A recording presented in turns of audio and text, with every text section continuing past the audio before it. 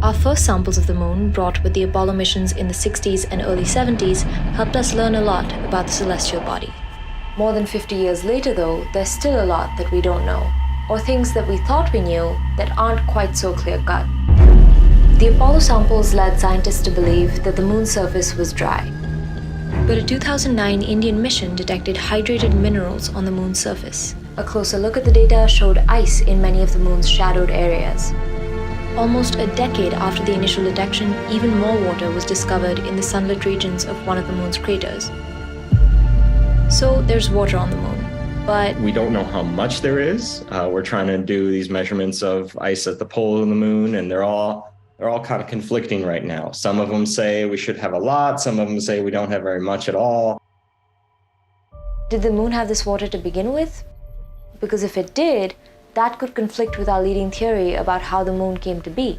The story goes a Mars-sized object collided with the Earth, and the debris from that collision formed the moon. When you have the moon forming in this big collision, that should bake out all the water. And so how do you get some remnant water to be retained in the lunar mantle? The amount of water on the moon also affects the formation of rocks there, which brings us to our third lunar mystery.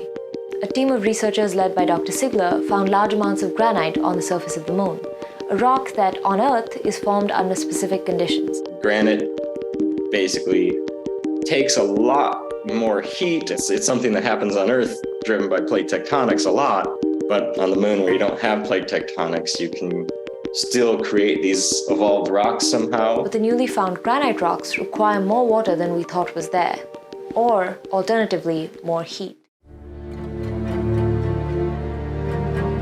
Unraveling such mysteries could help us better understand not just the moon, but other celestial bodies too. Places like the moon preserve these early stages of how the geology of a planet developed in a way that we've totally lost on Earth.